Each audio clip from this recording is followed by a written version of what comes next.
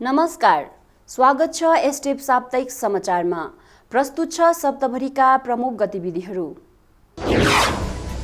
आफ्नो वैकल्पिक नेता तयार गर्न नसकेको र एसटिभ भित्र परिवारवाद चलेको आरोपमाथि पूर्व मुख्यमन्त्री पवन चामलिङको स्पष्टीकरण। एसटिभ पञ्चायत प्रकोष्ठको सभामा पार्टीलाई अझ जनमुखी, सक्रिय र सुचारू बनाउने भावी रणनीतिहरूमाथि व्यापक चर्चा परिचर्चा। एसडिएफ अध्यक्षद्वारा मन्त्री कुङ्गा निमा लेप्चाको शीघ्र स्वास्थ्य लाभको कामना। इन्डिया टुडेको स्मल स्टेट कोभिड म्यानेजमेन्ट सर्वेमा 9औं स्थानमा सिक्किम। अनि एसडिएफ दक्षिण जिल्ला कार्यालयमा मासिक सभा सम्पन्न।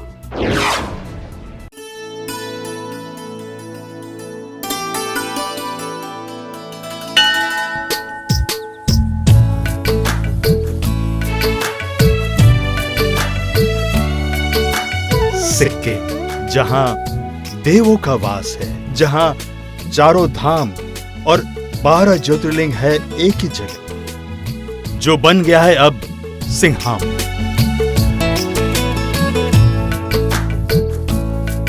अनि सिक्किमलाई हामीले चाहे जस्तै धरतीको सर्वश्रेष्ठ राज्य बनाउने हो। अब समाचार विस्तारमा। साप्ताहिक प्रश्नमा पूर्व मुख्यमन्त्री पवन चामलिङलाई एसडिएफलाई नेतृत्व गर्ने आफ्नो वैकल्पिक नेता तयार गर्न नसकेको र एसडिएफ भित्र परिवारवाद चलेको हुँदा पार्टीमा प्रजातन्त्र छैन भन्ने आरोपहरू कसरी खण्डन गर्नुहुन्छ भनी सोधिएको छ। यसको उत्तरको प्रारम्भमा पूर्व मुख्यमन्त्री तथा एसडिएफ पार्टी अध्यक्ष पवन चामलिङले सरकारमा रहुन्जेल यस किसिमका आरोपहरू नसुनिएको, सरकारबाट बाहिरिएपछि भने यस्ता आरोपहरू पनि सुन्न पाएको बताउनुहुँदै भन्नुभएको छ। यद्यपि पार्टीभित्र वा बाहिर यस किसिमको आरोप प्रकट र खुल्ला रूपमा भने कसैले आजसम्म लगाएका छैनन्। कतिपय मानिसहरू आफ्नै राजनीतिक उद्देश्यको कारण यस्ता आरोपहरू लगाइरहेका हुन सक्छन्, तर यस किसिमका आरोप लागिसकेपछि जनप्रतिनिधिका रूपमा यसको जवाब दिनु मेरो पनि प्रजातान्त्रिक जिम्मेवारी बन्दछ।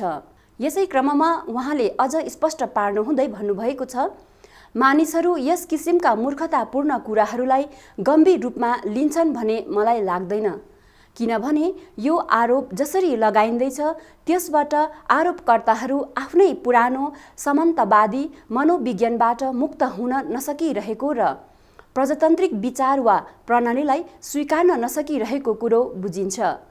त्यसैले उनीहरू आज पनि राजनीतिक अन्योलताका शिकार बनिरहेका छन्। यसबाट राजनीति भनेको केवल भोट जित्नु र शासन गर्नु मात्र हो भन्ने विचारबाट उनीहरू प्रेरित र निर्देशित छन् भन्ने सङ्केत पाउन सकिन्छ। यो जनपक्षीय र प्रजातान्त्रिक चिन्तन वा विचार होइनन्। त्यसैले गर्दा आरोप लगाउनेहरू आफैले के भन्दैछन् भन्ने कुरोमा आफै स्पष्ट बन्न सकिरहेका छैनन् भन्ने मेरो बुझाइ छ। उहाँले यस आरोपहरू नै अन्तर्विरोधी रहेको प्रश्न पार्नुहुँदै एकातिर एसडिएफ पार्टीभित्र प्रजातन्त्र छैन भनिँदैछ अनि सँगसँगै मैले मेरो वैकल्पिक नेता तयार पारिन पनि भन्दैछ।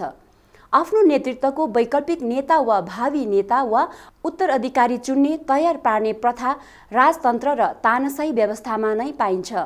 म न राजा हुँ न तानाशाही नै हुँ।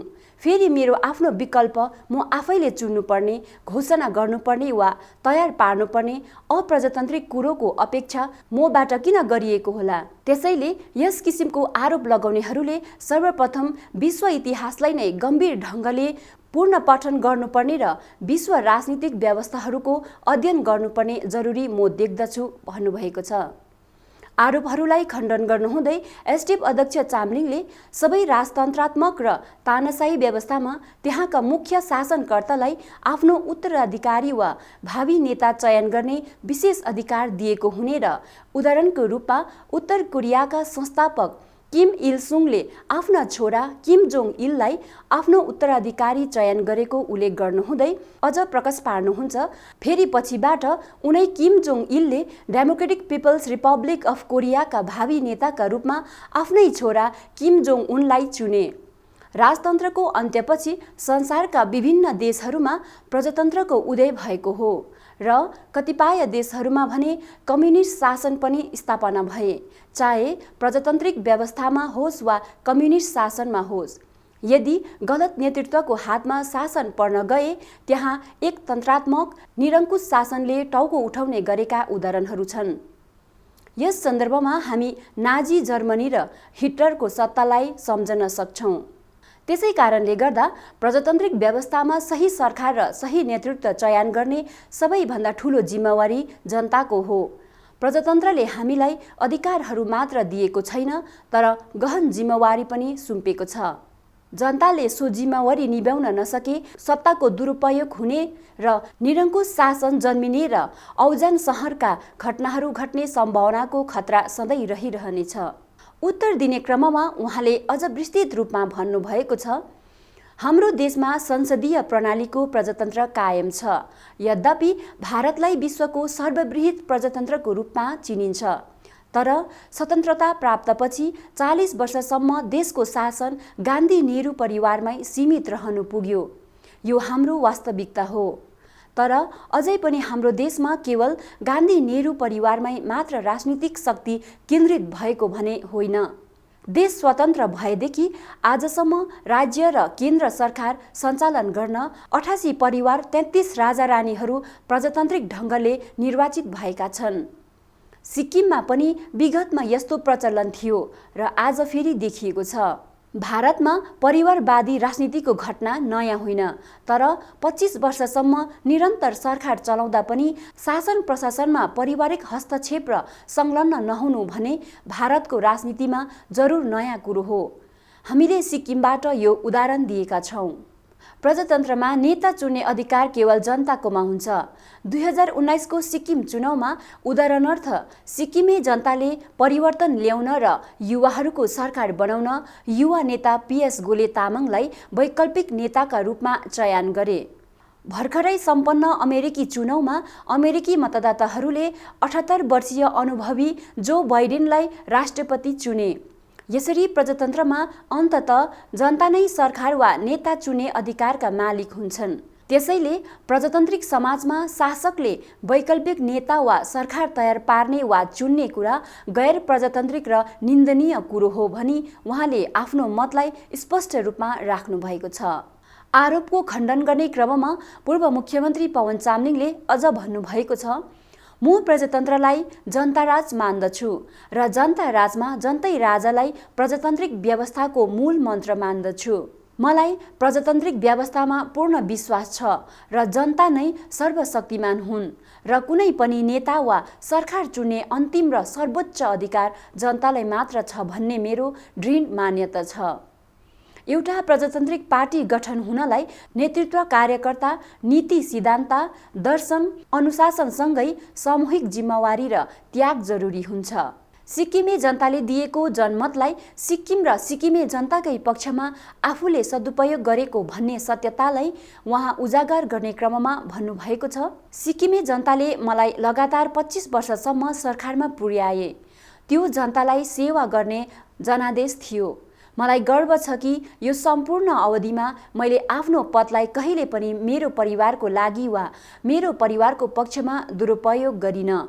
4 मार्च 1993 मा पार्टी गठन गर्दा नै मैले आफू सक्रिय राजनीतिमा रहेसम्म आफ्नो परिवारको कुनै सदस्यलाई आफ्नो पार्टीबाट राजनीतिक लाभ नदिने घोषणा गरेको थिएँ।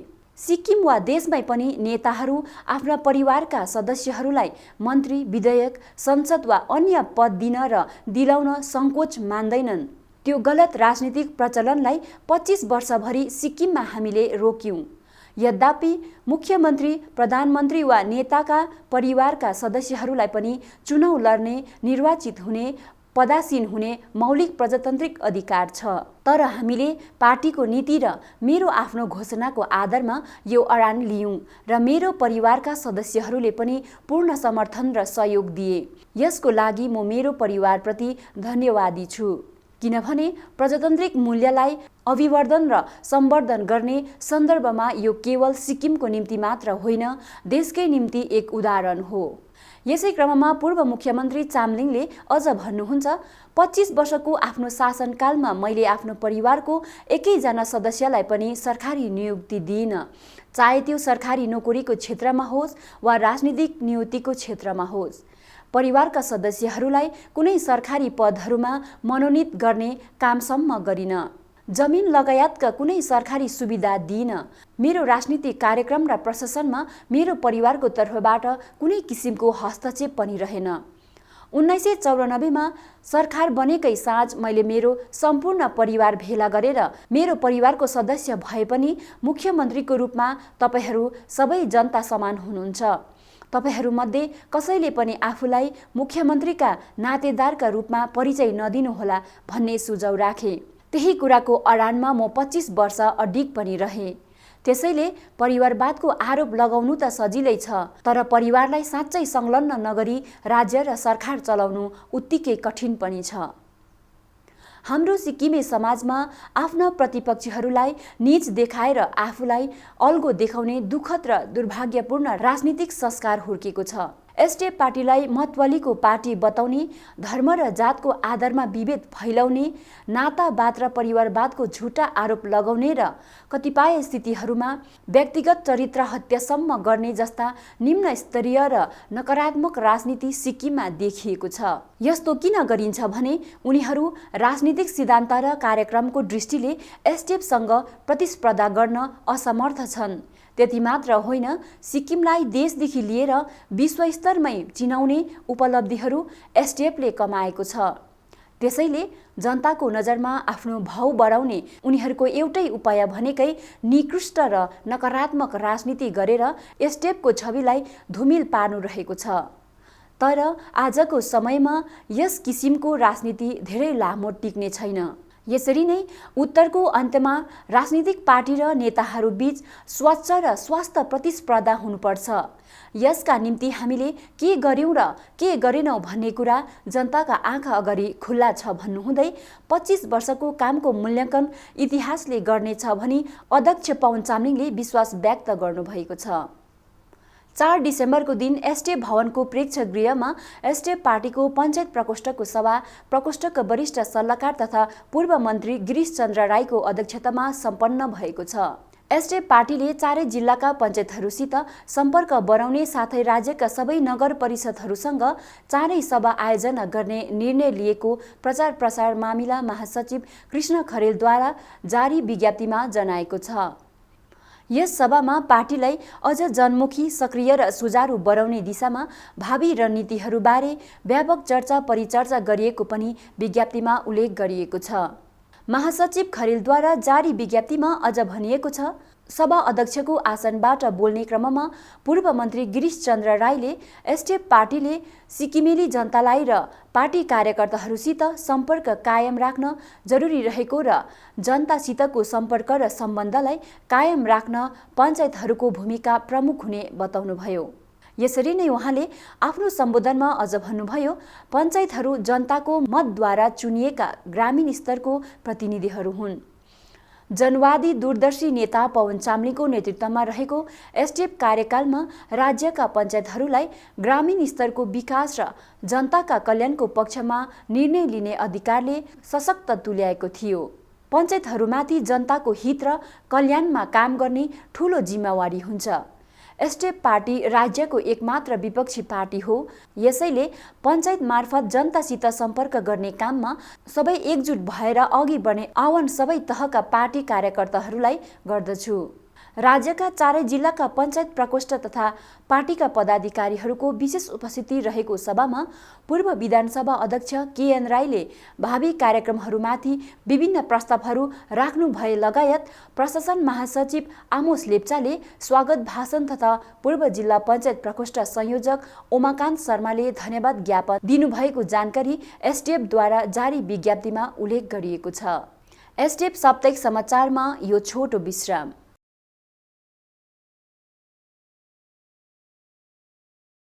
3 लाख आबादी के लगभग सिक्किम में मूल के भारतीयों को ट्राइबल की जनजाति की मान्यता से वंचित रहना पड़ा और 30,000 लोग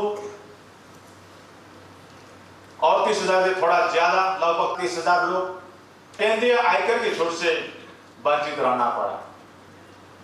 इसलिए मैं प्रार्थना करना चाहूँगा कि जिस तरह से हिमाचल प्रदेश के जौनसरी जिला के सभी लोगों को जनजाति की मान्यता दी हुई है, ठीक उसी तरह सिक्किम के लोगों को भी जनजाति की मान्यता दी जाए।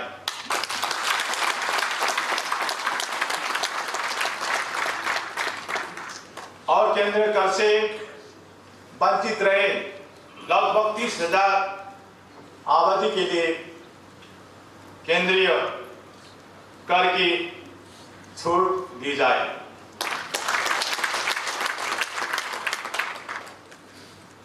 सिक्किम की लिंबू और तामांग दो समुदाय को अटल बिहारी वाजपेयी साहब की सरकार ने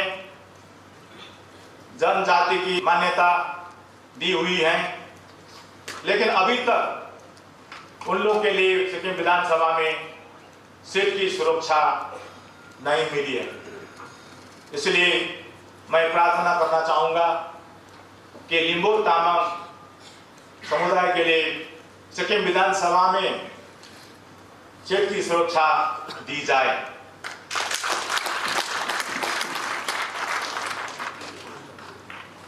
सिक्किम के बौद्ध गुरु ग्यावा कर्मापा को सिक्किम प्रवेश की अनुमति के लिए जनता की ओर से हमारे प्रधानमंत्री महोदय को प्रार्थना करता हूं।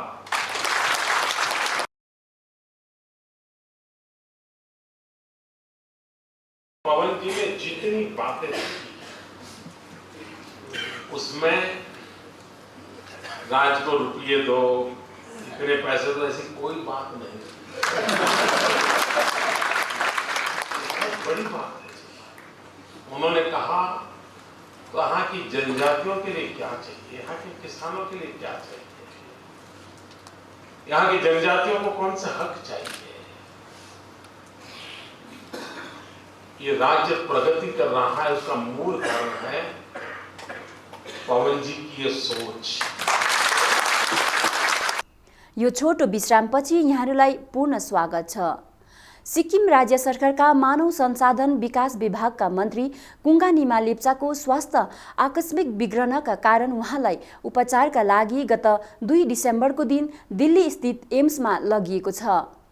पूर्व मुख्यमन्त्री तथा एसडिएफ पार्टीका अध्यक्ष पवन चामलिङले सामाजिक सञ्जालमा मन्त्री लेप्चाको स्वास्थ्य लाभका निम्ति कामना व्यक्त गर्नुभएको छ। मानव संसाधन विकास विभागका माननीय मन्त्री कुङ्गा निमा लेप्चालाई स्वास्थ्य उपचारका निम्ति दिल्ली लगिएको जानकारीले आफू धेरै चिन्तित बनेको तथा उहाँको शीघ्र र पूर्ण स्वास्थ्य लाभका लागि कामना व्यक्त गर्दछु भन्नुभएको छ। आवश्यकता अनुसार देखभाल र उपचार मन्त्री कुङ्गा निमा लेप्चालाई दिने कुरामा आफू विश्वस्त रहेको अध्यक्ष चामलिङले बताउनु भएको छ। वर्ष 2020 को वर्षभरि नै विश्व जनमानस कोभिड-19 को महामारीले ल्याएको सन्तास र भयमा बाँचेको सत्यता जगजाहेर विषय हो। कोभिड-19 को महामारीसित लड्नका निम्ति देशका ससाना राज्यहरूले गरेको व्यवस्थापनमाथि सर्वेक्षण अर्थात् स्मल स्टेट कोभिड म्यानेजमेन्ट सर्वेलाई इन्डिया टुडेले हालैमा जारी गरेको छ। इन्डिया टुडेद्वारा प्रकाशित उक्त सर्वेक्षण रिपोर्ट अनुसार कोभिड म्यानेजमेन्ट गर्ने साना राज्यहरूमा सिक्किम कुल 100 अङ्कमा 43.1 लिएर 9 स्थानमा रहेको छ।